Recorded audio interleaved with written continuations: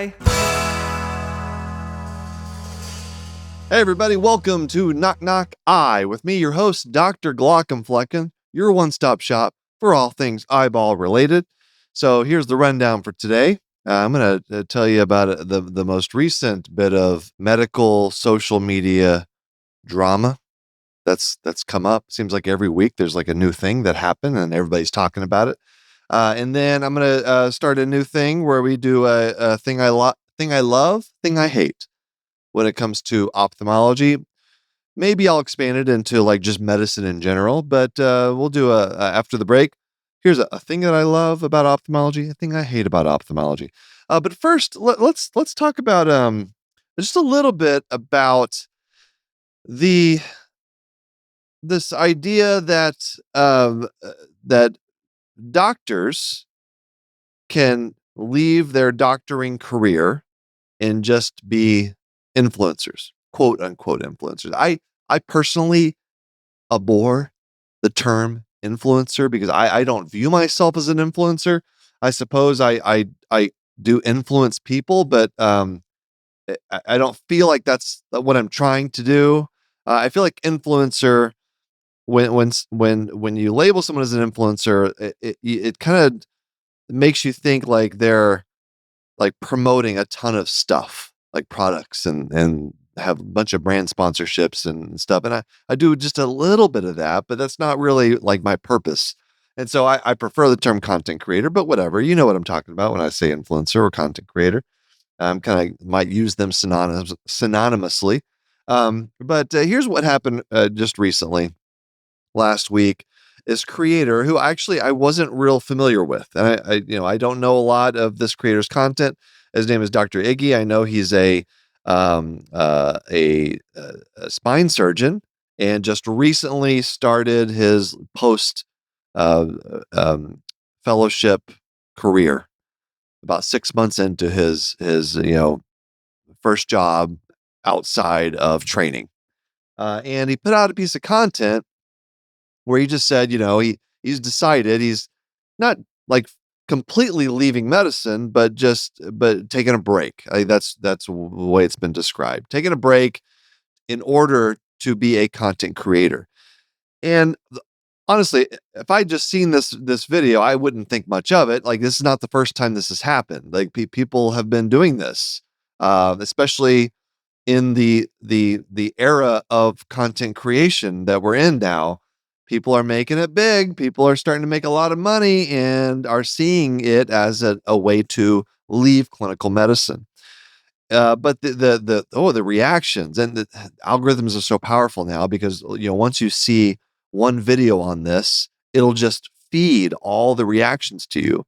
And so I've been seeing all these people like with their TikToks, they have their opinion about like, is he making a good decision? Is he making a bad decision? And I want to like take a step back from this. I'm not going to comment on whether or not this is a good decision because that's not my place. That's not any of our places to be. Like we can't. This is an individual decision. This is his decision. I am honestly not familiar with his content. I'm not going to speak on like, do I think that he should be doing this? Is his content good enough? That's really beside the point. So what I could do though is as a physician who creates a lot of content, I can just speak on why I have chosen to continue practicing medicine. And there's lots of reasons, some more um, philosophical, some more concrete. And so, I do have the opportunity, if I wanted to stop practicing medicine. I would do that and I would still make good money. There's money to be made in content creation. That's not why I do it.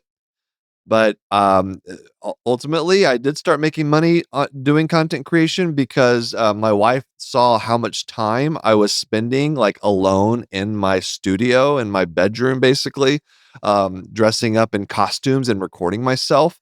She's just like, if you're going to spend all this time doing this, like you better make some money doing it, which is a very reasonable request. And so Kristen, Lady Glockenflecken, she left her full-time job and started running Glockenflecken, and it's just grown and everything. So and now it's like a legit business. Um, but despite that, despite the fact that I do make good money being a content creator, I have never once considered leaving clinical medicine, even cutting back. I still practice 4 days a week, which, as we all know, is full time for an ophthalmologist. Uh, and there's reasons for that. So, and I would say that the first and foremost reason why I still practice, despite the success of Glockenflecken in the medical world, is because I still like it. I still like being an ophthalmologist. I spent a lot of years like learning to do this job, but I also just, it's not like a sunk cost fallacy thing. I really just love it. I enjoy it. I like doing cataract surgery. I like helping people. It's just a something that I feel like I can do for my career. And so I'm going to keep doing it because I want to. So that's important. That's important. Some people get to a point where they cannot do it anymore. They either because of burnout, or they just have fallen out of love with medicine and are looking for any way they can to leave clinical medicine. And for a lot of people, content creation becomes that thing you can do. For me, I still like it. I still love it. I'm still going to do it. Also, that's more of like a, you know, in my personal statement, like what's like in my heart of like what I like doing, but from a more like, you know, concrete reasons, tangible reasons, it's a very stable career, medicine. I think we tend to underestimate that, and I've had that feeling like, oh man, I'm making so much. I never thought I'd make all this money doing content creation with whether it's speaking fees or sponsorships or whatever it is, or just the ad revenue from people watching your videos. I and it can be alluring because it's like, wow, I can do all of this just from my home. Like I actually don't even need medicine. I could just, the grind and say, because, medicine has some good days, has a lot of bad days, and a lot of good days, but some bad days too. Um, or maybe you're in a work situation where like these mega hospital corporations or insurance companies are whittling away at your autonomy, at your like independence and your ability to practice medicine the way you want, and it's slowly getting eaten away. And then you start making money. You have a presence on social media that hits, and it's like all of a sudden you can, if you want, leave. So I understand why people would do that. But one thing I do try to, because I have this conversation with young people, with residents. Occasionally I'll do talks and I'll discuss all this stuff. Um, I always remind them, it's not real freedom. People think that content creation is freedom, because you have your own schedule and you can do it whenever you want. But you don't own your audience on any of these platforms. YouTube owns your audience. TikTok owns your audience. Facebook and Instagram own your audience. It's very hard to actually like own your own audience, where no matter what you decide to do, they will follow you and pay attention and pay for things.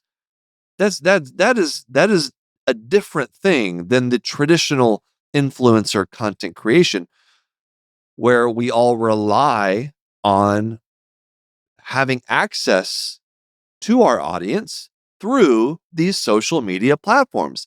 One change in the algorithm, and guess what? It can all go away. And I'll give you an example. So when I first started making posting my content on YouTube, YouTube Shorts had just started, They classified a short video as under 60 seconds. And the amount of money you made from a short video, and this is still the case, it's pennies. It's very, very low. As opposed to long form content, which back in 2021, 2022, anything over 60 seconds was long form content. And you got paid a lot more for that. So I had a lot of videos that were in like the 90-second range, the 2-minute range, 2.5 minutes. And I'd make good money for me because especially around the pandemic, all of those videos, all of those, the characters I was unveiling and doing all this, the residency interviews and the therapy sessions and the nephrology and cardiology making fun of each other. Like those videos were all making like millions of views. And so the ad revenue was great. And then a couple years ago, YouTube, they realized that people like me were just milking them for a lot of money and decided to reclassify a short video on YouTube Shorts as anything under 3 minutes, which was all of my content, all of my skits. I don't have the bandwidth to make videos longer than that. And so all my skits were under 3 minutes. And all of a sudden, my income from YouTube ad revenue, it just plummeted. It decreased by 70, 80%. Now, that didn't matter too much to me because I am still a practicing ophthalmologist. I don't rely on that. It would have been a massive deal if I had quit my job as a doctor to do this full time. I would have been very nervous and scrambling to figure out something else to pivot in order to maintain my livelihood. You want to talk about freedom? It's incredibly freeing to have a hobby that pays well, but you don't rely on it for your primary source of income. So that gives you the freedom to be able to I can approach my content creation however I want. I don't have that pressure. Now that can be a good thing or bad thing, because if you don't have pressure, then you're not motivated to like keep improving and get better. And maybe I'm guilty of that. But it's also a wonderful thing to be able to have just a hobby and something you can do in your free time, and there's no pressure, and it keeps it fun, and that's really important to me. So practicing medicine though doesn't have that kind of instability. Like I know I complain about the healthcare system all the time, right? I am talking about how awful our jobs are. I swear, I sometimes I feel bad. Like I paint the practice of medicine as something that's really bad. And it's not that being a doctor is like a bad decision, because I wouldn't change things at all. It's just, there's things that are dictating our jobs in the healthcare system that need to be fixed. And I'm just highlighting those things. But for all its faults, medicine is a very, very stable career.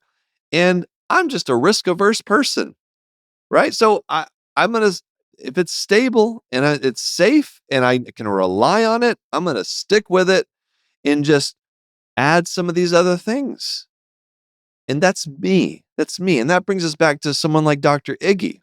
Everybody is talking, has an opinion, and ultimately it's all just noise, because you have to do whatever in life is going to bring you as much joy and fulfillment as possible.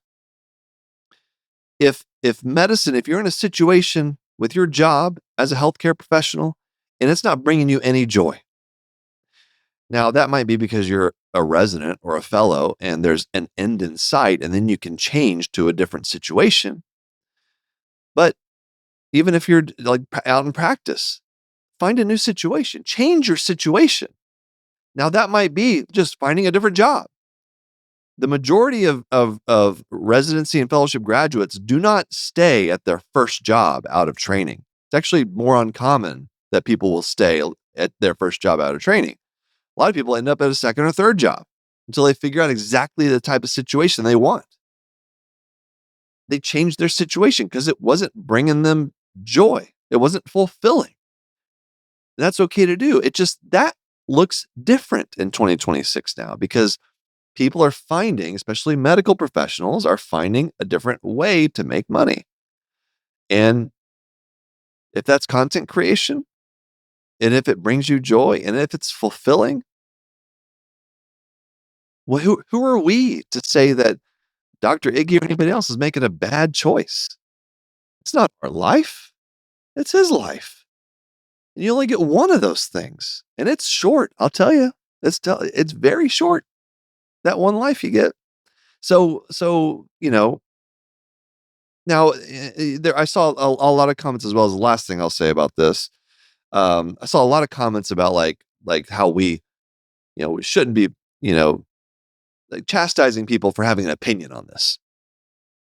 And I understand where they're coming from, but also, um, I think it's okay to voice an opinion because he's putting his situation out there, right? That he's being a content creator. He's creating content, and his content just happens to be like making this decision very publicly, and everyone else can make their own content about that content. It's the hamster wheel of content creation. Now, I personally don't think that those opinions should hold any weight because but ultimately they're just opinions. And like I've said, it's his life, it's not yours. But you have every right to voice your opinion. That's what social media is all about. It's just a sea of opinions. But that's all they are. They're just opinions. They're just opinions. And you can judge someone's opinion, but like don't tell someone they shouldn't even like say it. That's you can get tired of hearing all the opinions, and I get that way whenever some kind of medical TikTok drama comes up. You see it over and over. You see everybody saying different things, and everybody's getting mad at each other. It gets really frustrating to read and kind of annoying. But yeah, everybody, that's social media. Everyone's got an opinion. It's the point of it. And so just you do you, right? Like do it and you might look back. You leave clinical medicine to start content creation. You might look back in 10 years and regret it. But if you don't make that leap, you might regret that too. The only person who can say, whether or not it's worth the risk is the person doing it. And the rest of us are just throwing opinions in the wind. And so to Dr. Iggy, I say good luck, man. Like I find joy and fulfillment in doing this in content creation. And I find joy and fulfillment in practicing medicine. That's me. So good luck, and we do need good science communicators too. Now I do feel like for me, my comedy isn't like my job as a doctor informs my comedy. Like if I were to stop practicing medicine, I my comedy wouldn't hold as much weight because I'd be like out of the game, so to speak. I wouldn't be able to like be on top of all the insurance shenanigans and a lot of the healthcare system things I make content about. I wouldn't be plugged in, and so I would lose some credibility. That's another reason why I still practice medicine. Not the big reason, but it definitely helps. It definitely helps. But that's not everybody, Like I could leave clinical medicine and still be qualified to talk about eye anatomy, talk about the med school experience, talk about the residency. Like there's still, it doesn't mean I like all my brain just empties of everything that I've learned and all the experience I've gained. It just would limit me going forward in like cutting edge research and new eye diseases or, recent, whatever, all, so I would be limited, but I'd still have some expertise that I can tell to people. And so maybe that's what he's doing and other people do. They just focus on, what they know, which is still valuable. Anyway, those are my long-winded thoughts about making that kind of big change. So let's take a break. Let's come back with some ophthalmology. Hey, Kristen. Yeah. Be honest. Do people think about their eyelids? Honestly, I don't, Okay. unless something's wrong. They should, because eyelids are amazing. They distribute your tears. They protect you from incoming objects. They're really important for overall eye health as well. And we both know they can also be affected by something very common, Demodex mite. Oh, yeah. Demodex blepharitis. When That's right. Demodex mites overgrow and they start causing problems like itchy, red, irritated eyelids with crusties. Collarettes. Collarettes, you got it. And everyone should know that if your eyelids aren't healthy, your eyes won't be either. That's why it's important to see an eye doctor, to get an eyelid check, which is part of a normal eye exam. And the good news is there's a prescription eye drop treatment available for Demodex blepharitis. It's great news. To learn more about eyelid health and Demodex blepharitis, visit miteslovelids.com. Again, that's miteslovelids.com to learn more. This ad is brought to you by Tarsus Pharmaceuticals. All right, here we go. Thing I like, thing I love, thing I hate. All right, let's start with the good news, the good thing, and then we'll go to the bad thing. Usually, you do the bad news first. But it's not really news. It's just interesting stuff that the thing I just, when I say hate, it's just like it's either going to be a diagnosis or a surgery or something that just like I personally, I loathe the disease. Like, it's just a tough, terrible disease to have, difficult to treat, something like that, right? And then things I love are going to be like, my topic today, which is cataract surgery. We're going to start simple, folks. Something I love is cataract surgery. It's what keeps me going. It's part of the reason I am an ophthalmologist is because one of the first procedure I saw on my first day of my first ophthalmology rotation in med school was a cataract surgery. I got to go into the operating room and I got to sit down as a med student, I can tell you all my rotations, internal medicine, my general surgery rotation, so many hours standing. People just like forget that you're there as a med student. And so you end up just on your feet doing nothing. You don't feel like you can sit down because it's viewed as lazy for some reason. And so when I got to the operating room on my ophthalmology rotation and I get offered a stool to sit on, I just about decided right then and there, I'm going to be an ophthalmologist. And then I got to watch a cataract surgery, which was over in about 15 minutes. And then the patient the next day had dramatically improved vision. Some of them cry. They're so happy. And I came away from seeing my first set of cataract surgeries thinking that this is something that I could do like for the rest of my career. Like that's the way I was thinking about choosing a specialty. Like, what are the things that I could just do over and over again? And cataract surgery is one of those things. It's such a quick, easy recovery, outpatient surgery. I know I didn't like hospital medicine very much.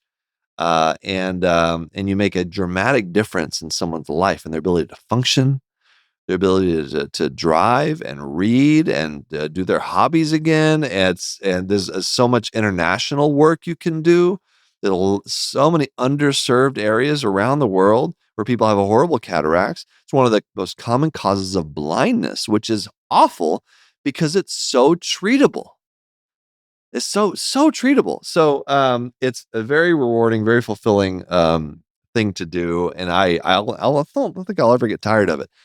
My cataract surgery days, I'll do anywhere from like 10 to 12 a day, which is actually kind of on the lighter side. I know some of my colleagues that do like 20 a day, 25. I think the most I've ever heard is 30. I don't know how you do that many. My head would be spinning. Maybe I'm just getting old. Maybe now I'm in my 40s. I don't have the bandwidth for that kind of thing. But yeah, a lot of cataracts out there because everybody gets cataracts. If you're over 60, you got cataract. The question is, when do we have to do surgery to fix it? And so we make that decision whenever, you're starting to have problems with glare and driving at night or in the rain, which happens a lot in the Portland area. And then we just get it done. And then, 10-minute surgery, you're fixed. And we can do all kinds of cool things with cataract surgery. We have different lenses we can do. We have multifocal lenses. We can fix your astigmatism. We can do more with cataract surgery than we can do with LASIK, which is a line that I say a lot to people.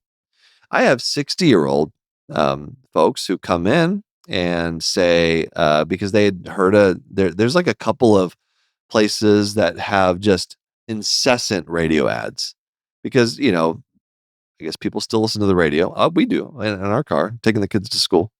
And I hear these ads. It's like LASIK Plus, like come and get your LASIK. Now they're offering these LASIK mills. I don't hold these places in very high esteem, honestly, because it's like a mill. It's like they just churn you in and out. And I've seen patients come from these places that probably should not have received LASIK, which is why I tell people, if you're going to get LASIK, get a second opinion. Like do not hesitate to get two opinions for something like LASIK. Cosmetic surgery, you're paying a lot of money for it. Get a second opinion from two different practices, please. But you should never like LASIK, first time LASIK in a 60-year-old, that should never happen. Never happen. And I've seen patients come in who are talked into LASIK in their late 50s because your cataract surgery is sooner than you think when you get into your late 50s. And we can do more in terms of our prosthetic lenses that we put in your eyes that can get you seeing near and far, and we can do monovision, we can do multifocality, we have light adjustable lenses. There's so much cool technology right now with these artificial lenses. So don't let anybody talk you into LASIK really over the age of 50. I'd be really hesitant. Anybody over 50, honestly, even 40 is like pushing it. But anyway, get your second opinion. But cataract surgery, that's the thing I love. And I think I'll always love it. All right. Thing I hate. All right. This is a disease we're going to talk about. One of my least favorite things in ophthalmology, and that is neurotrophic keratitis. All right. So let's talk about this. Neurotrophic keratitis, it's a degenerative disease that is characterized by a reduction in corneal sensitivity. So your cornea, extremely sensitive. All right, that's why when you get a scratch on your cornea or you get something in your eye, it's like, whoa, what is that? There's like a rock in there. Or you're in just a tremendous amount of pain, especially when you have a corneal abrasion. That's because the cornea has so many nerve endings.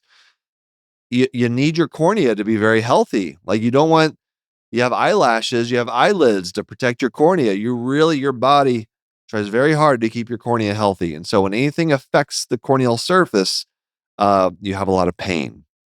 Well, neurotrophic keratitis is when you have a disease or some kind of disease process that causes a reduction in that corneal sensitivity. And that occurs because you've lost some function of the cornea is innervated by the trigeminal nerve, the first branch of the trigeminal nerve. And so anything along that branch, the trigeminal nerve all the way up to the corneal surface, can affect corneal sensitivity. And the reason it's so important to have a good sensitive cornea is so that you can detect when there's something wrong on the surface of your eye, when you have severe dry eye, when you have a corneal abrasion, when you have a corneal ulcer, an infection. You have a problem because it hurts. But if you lose corneal sensitivity, then you don't notice that. And that's dangerous because then people will come in much later in their disease process. So here's an example of a patient who might have a decreased corneal sensitivity. And this happens probably once a month. Patient comes in horribly abusing contact lenses, sleeping in them for months at a time, They don't change them out ever. They don't clean them. It's bad. Sometimes they have 2 contact lenses in their eye because they forgot that they didn't take out the first one. And you take out their contact and their eyes are immediately in pain. And that's always a bad sign when you have some discomfort to the eyes. Whenever you remove a contact, that means the corneal surface is inflamed. And if it gets bad enough, then you look at their surface, the ocular surface, and you see all this dryness. You see just a defective corneal epithelium. And you look at these patients, and you're like, oh, this patient should be in a lot of pain, but they're not. And that is a sign of neurotrophic keratitis. When the cornea is clearly damaged from excessive contact lens overwear, but the patient is totally comfortable sitting there. That's not what you want to see. All right, that means the corneal surface is not healthy. The nerves are not conducting like they should. And if you don't have nerves innervating the cornea like it's supposed to, then you're not going to have like nerve growth factors and all the good stuff that comes with nerves keeping the cornea healthy. And when you don't have that innervation, it's hard to heal the cornea as well. So contact lens abuse is one of the biggest reasons this happens. Another one would be herpes infection, herpes zoster, herpes simplex. That damages that. Obviously, the virus lives in your nerves and can damage those nerves, and so you have decreased sensitivity to the cornea. Topical anesthetic abuse. So people who get a hold of an entire bottle of proparacaine and they just take the whole bottle, sometimes for weeks, and that can actually just cause permanent decreased sensitivity of your cornea and leading to non-healing corneal abrasions and ulcers and all that. Repeated surgeries. So people that have had multiple rounds of LASIK or LASIK adjustments or a corneal transplant or any number of corneal procedures. If you have too much of that can reduce the sensitivity of your cornea. So that's probably the most common causes right there. So what do we do about this? So again, the symptoms that people come in with is often pain out of proportion to the findings on the cornea. And by out of proportion, I mean much less pain than we would expect based on the appearance of a corneal ulcer or a corneal abrasion or severe dry eye stippling that we see on the cornea whenever you put fluorescein dye in the eye. So the first thing you got to do is got to try to lubricate the hell out of the cornea. That is like the first line treatment. And that can look like a lot of different ways. You can just aggressive over-the-counter eye drops. Lubricants like erythromycin ointment are always much better at keeping the eye lubricated than a drop. So you could do those 4 times a day. So drops and ointment. But if it's severe enough and you're not making headway, the cornea, you see the patient back, in a couple weeks, and the cornea doesn't look any better, then you have to try to cover the cornea a little bit more. So that could be like moisture goggles. We have like these goggles you wear that cover the eye that keep moisture in. But also sometimes you do what's called a tarsorrhaphy, where you actually suture the outside of the eyelids closed. That sounds barbaric, but it just gives the eye a little bit more coverage because the eyelids, again, big protectors of the cornea. That's your windshield wipers, folks. So you close a little bit of the outside of the eyelids. It just provides better coverage. But the name of the game is lubrication. All right. And now, fortunately, there's been a lot of work going into like how to treat this because it can be such a horrible disease for people to deal with. That they're working on some prescription drops that with the goal of increasing innervation and just a safety or the appearance of the surface of the eye. There have been some breakthroughs and the next generation of treatment for this that goes beyond over-the-counter treatments and more into prescription treatments. So her human nerve growth factor is being experimented with.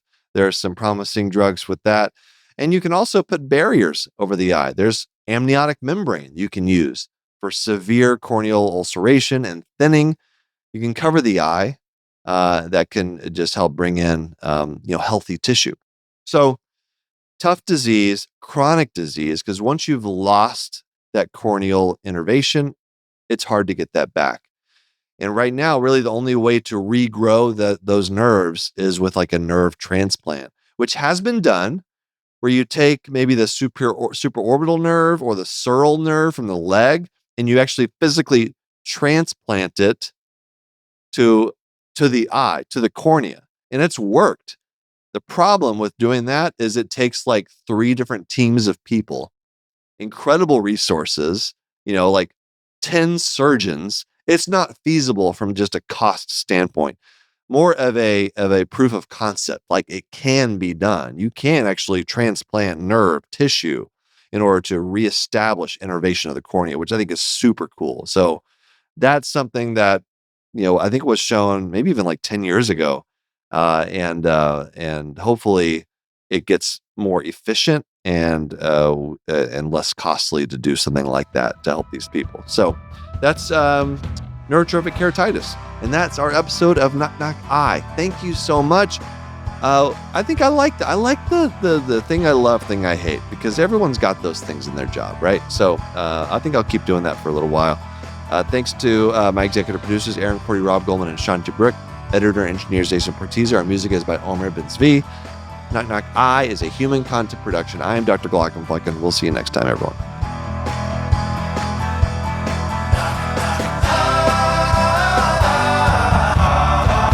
Knock, knock, goodbye.